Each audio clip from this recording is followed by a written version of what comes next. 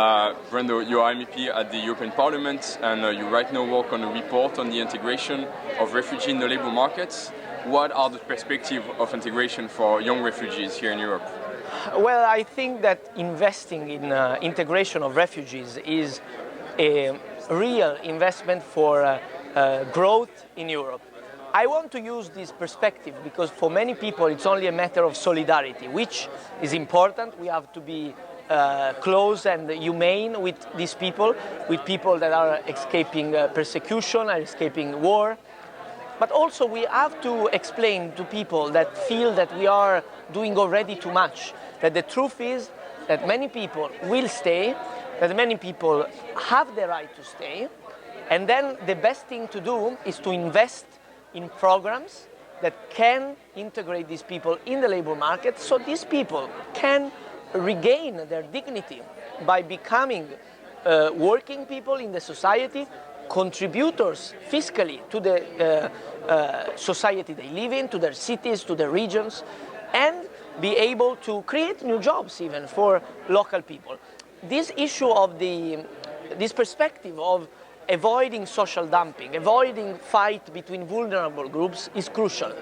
We have to choose to enhance the funding of the European Social Fund. This is in my report, so that it goes back to the amount of money that was there before 2014, so that we have a social spending that is at the level needed to integrate refugees and at the same time not to reduce social spending for other vulnerable groups. We need to help all people that are in need in Europe to make them integrated in the labor market, in the society.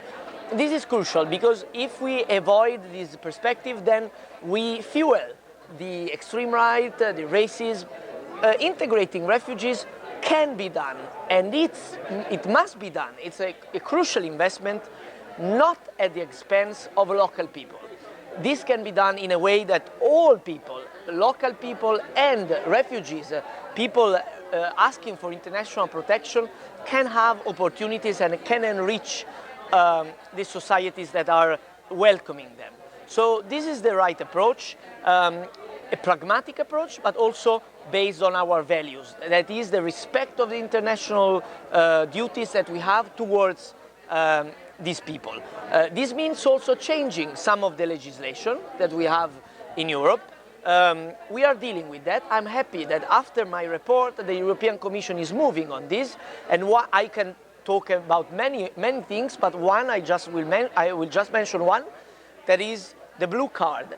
We have a specialized immigration program called the blue card for highly skilled refugees, for highly skilled migrants that have to be extended to refugees. It's crazy that at the moment refugees cannot access this program only because they are refugees and not economic migrants.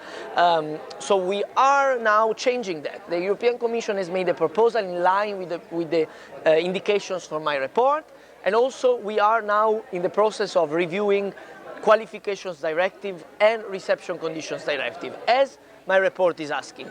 So things are moving, but we need the support of young people, we need the support of civil society, so that we can make the institutions, for example, the labor services, the employment services in the member states at the right level, with the right programs, with the right tools to face this challenge, integrating the refugees. It's possible, it can be done without hindering the possibilities of other vulnerable groups, disabled people, long-term unemployed people.